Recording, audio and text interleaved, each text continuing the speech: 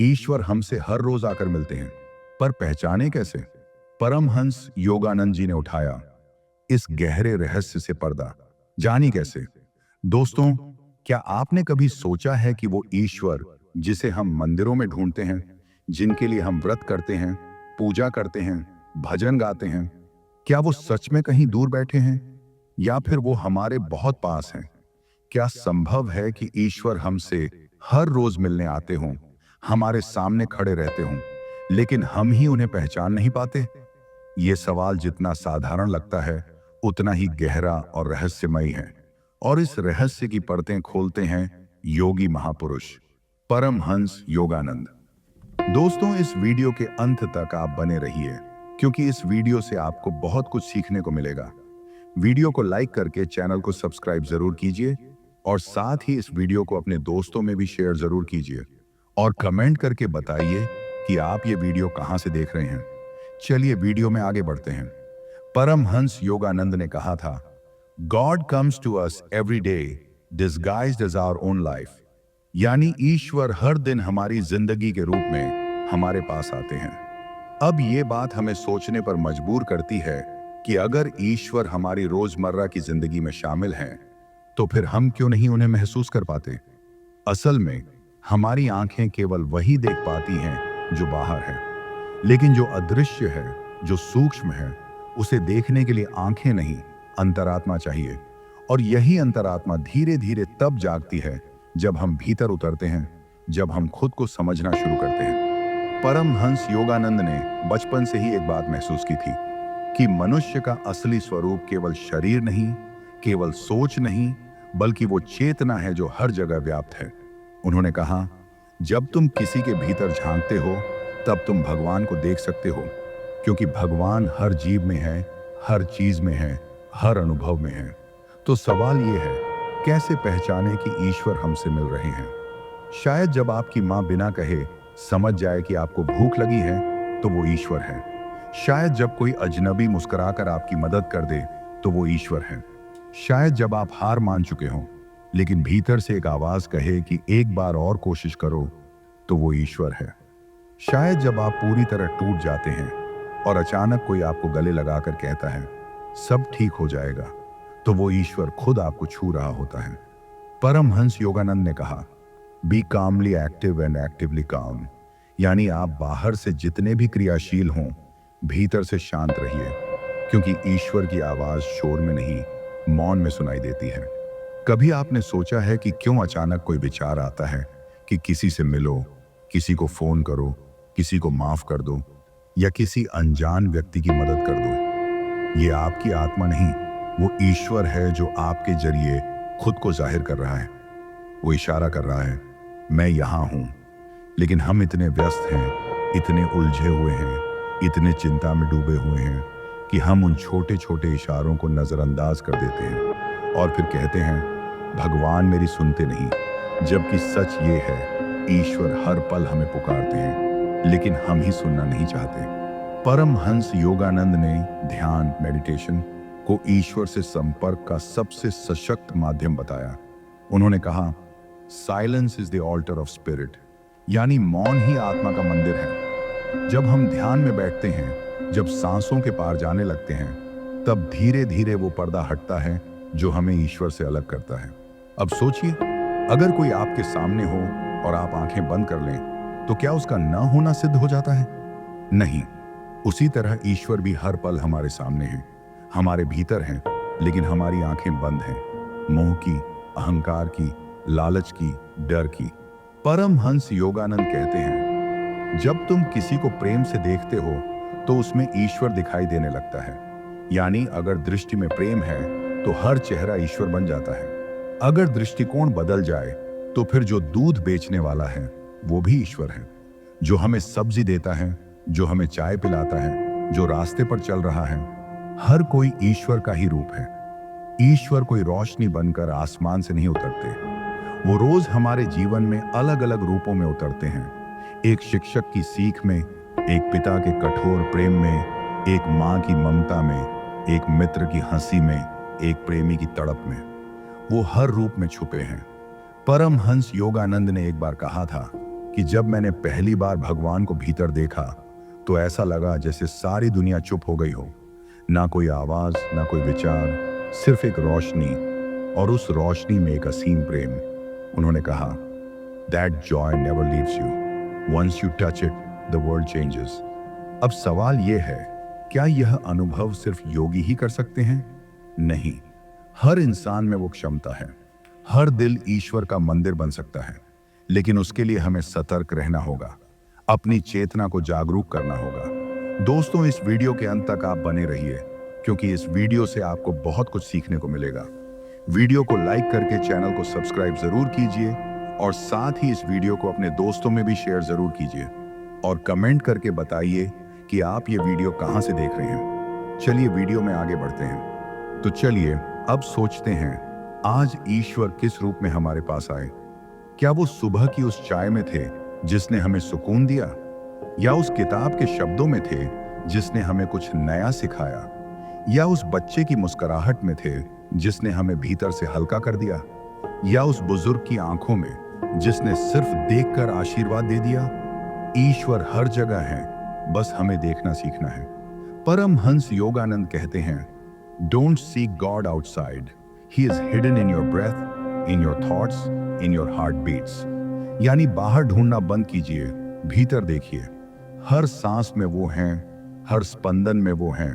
अब सोचिए, जब आप अकेले होते हैं और अचानक कोई शांत संगीत आपके मन को छू लेता है, वो ईश्वर ही है जो कहता है, मैं तुम्हारे साथ हूं। जब आप रास्ता भटक जाते हैं और कोई संकेत मिल जाता है, कोई इंसान रास्ता बता देता है, वो ईश्वर ही है जो कहता है, डर मत, मैं तेरे साथ हूं।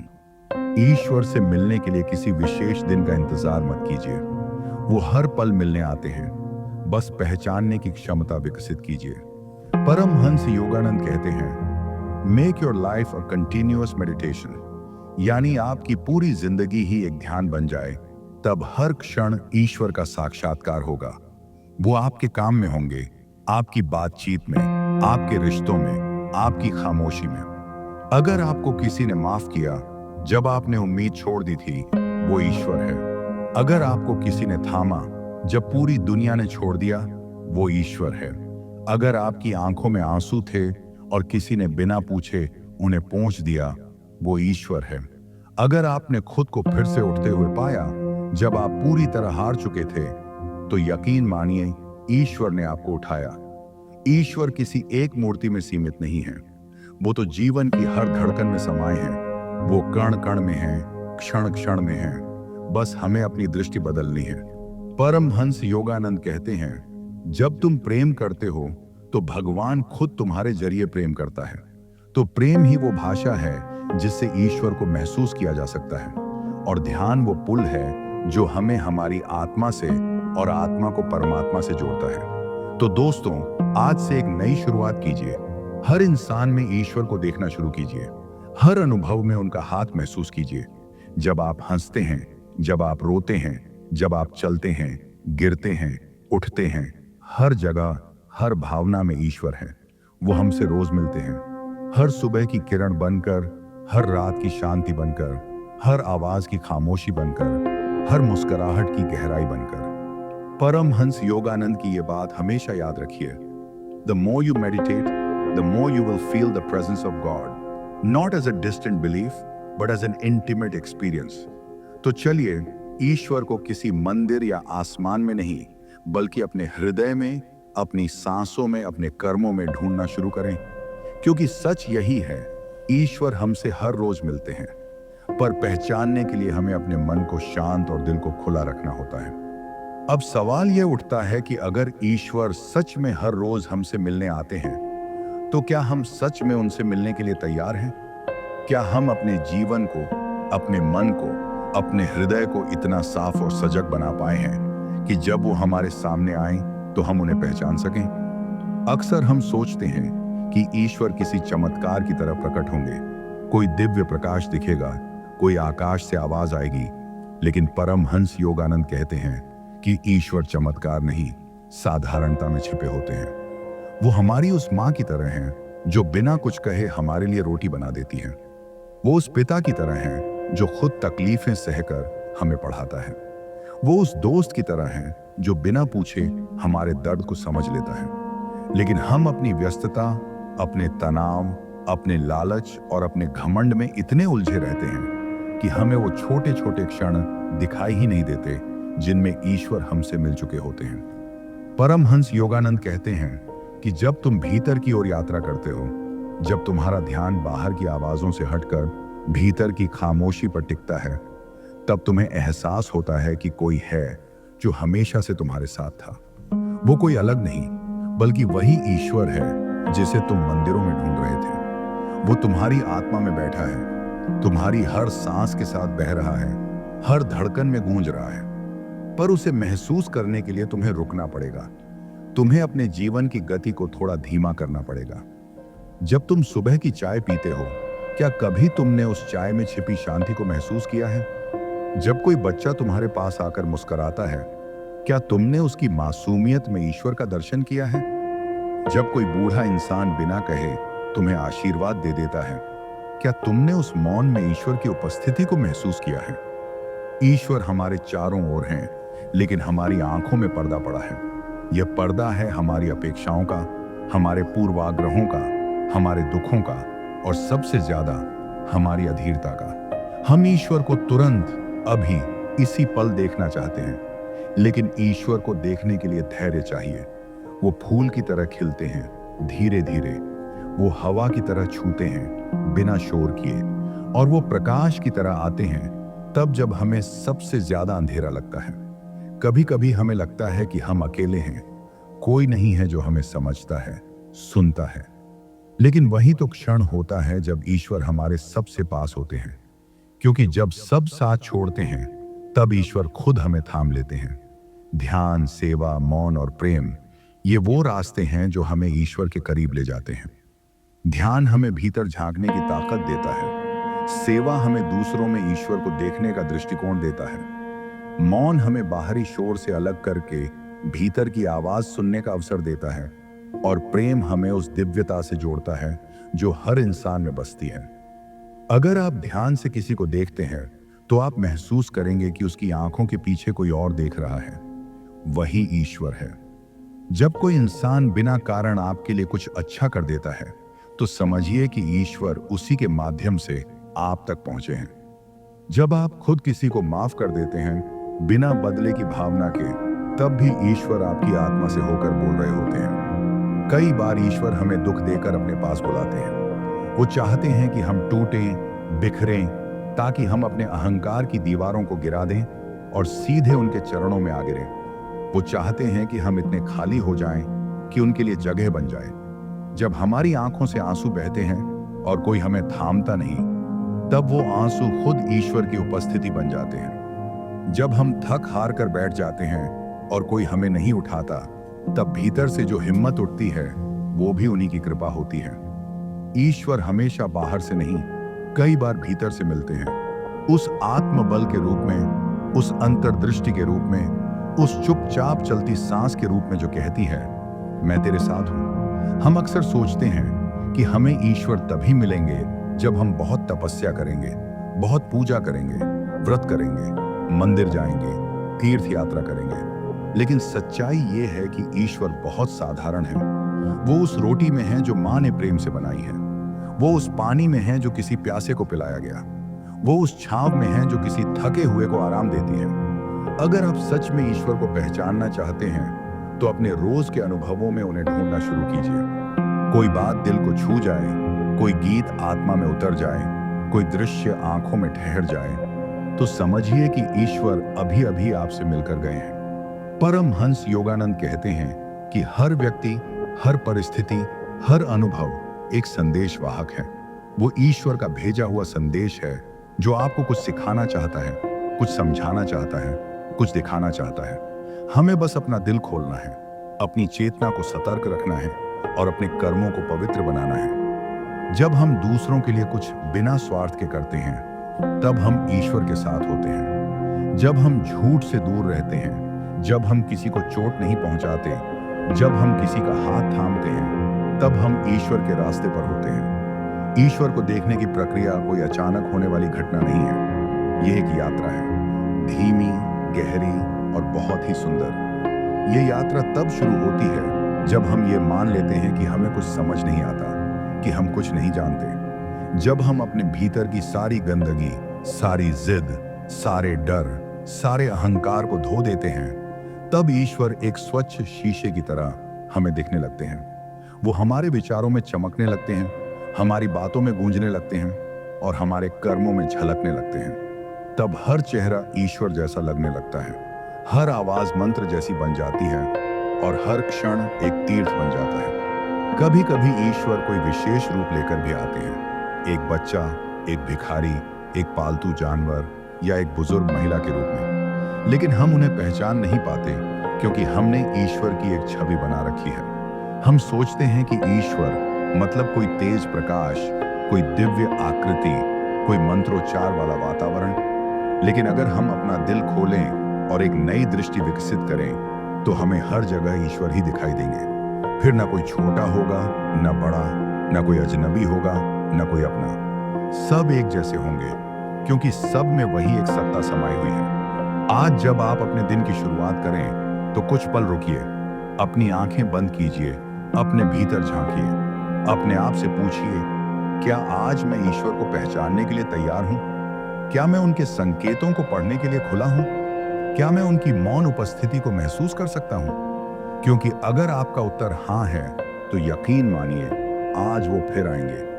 किसी के स्पर्श में, किसी की मुस्कान में, किसी की चुप्पी में, किसी की मदद में, और आप उन्हें देख भी पाएंगे, पहचान भी पाएंगे। क्योंकि अंततः ईश्वर ना कहीं दूर हैं, ना छुपे हुए हैं। वो तो हर पल हमारे जीवन के माध्यम से हमसे मिलते हैं। सवाल बस इतना है, क्या हम देखने के लिए तैयार हैं? दुनिया कभी भी तुम्हारी कमजोरी को नजरअंदाज नहीं करती, बल्कि उसे ही तुम्हारे खिलाफ हथियार बना देती है। इसीलिए कभी अपने टूटे हिस्सों को लोगों के सामने मत रखो। सबको दिखाओ कि तुम संभल चुके हो, चाहे अंदर से कुछ भी चल रहा हो।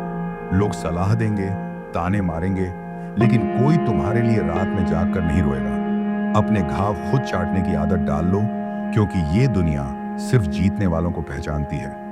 जब तुम खामोश रहना सीख जाते हो, तो समझो कि तुम अब बोलने वालों से ज्यादा खतरनाक हो चुके हो। तुम्हारी चुप्पी लोगों को डराने लगती है, क्योंकि अब तुम जवाब नहीं दे रहे, तुम सब्र कर रहे हो, और सब्र जब जवाब देता है, तो खामोशी से तबाही लाता है। इसीलिए अब वक्त आ गया है कि लोगों को शब्दों से नहीं, कामयाबी से जवाब दो। कभी किसी से इस उम्मीद में मत जुड़ो कि वो तुम्हारे अकेलेपन को भर देगा, क्योंकि जो खुद खाली है, वो तुम्हें क्या देगा। खुद को भरना सीखो, खुद से प्यार करना सीखो। जब तुम खुद को अपनाना शुरू कर दोगे, तब ये दुनिया तुम्हारी इज्जत करने लगेगी।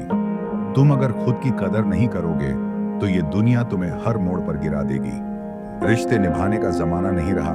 अब तो बस लोग साथ चलने के लिए किसी को ढूंढते हैं, और जैसे ही रास्ता थोड़ा मुश्किल होता है, वो तुम्हें छोड़कर निकल जाते हैं। ऐसे लोगों के लिए दिल मत दुखाओ।